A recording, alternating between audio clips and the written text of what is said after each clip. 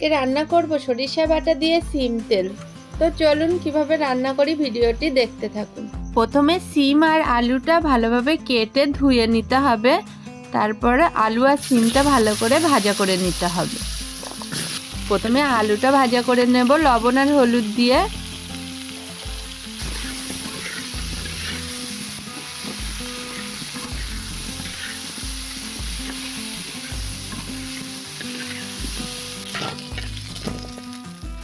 এরকম লাল লাল করে ভাজা করে নিতে হবে আলুটা, তারপর আবার সিমটা ভাজা করে নেব লবণ আর হলুদ দিয়ে।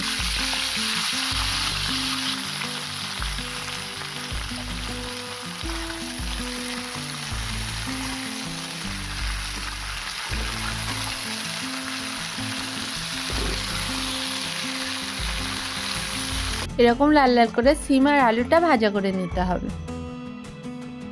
কড়াইতে তেল দিয়ে পেঁয়াজ কুচি আর সরিষা বাটা দিয়ে ভালোভাবে লাল লাল করে ভাজা করে নিতে হবে।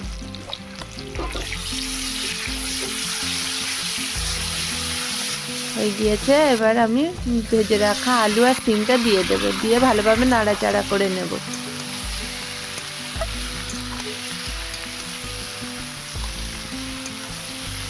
যাতে মশলাটা ভালোভাবে সিম আর আলুর গায়ে লেগে যায়। এতে আমি অল্প করে মশলা অ্যাড করব, হলুদ গুঁড়া, লবণ, ঝালের গুঁড়া আর গোলমরিচের গুঁড়া দিয়ে ভালোভাবে নাড়াচাড়া করে নেব।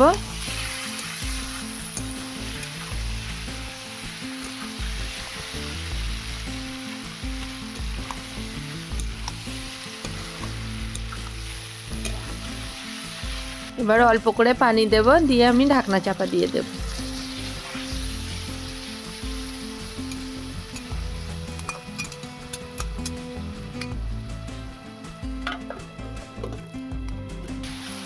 ফাইনালি রান্নাটা হয়ে গিয়েছে।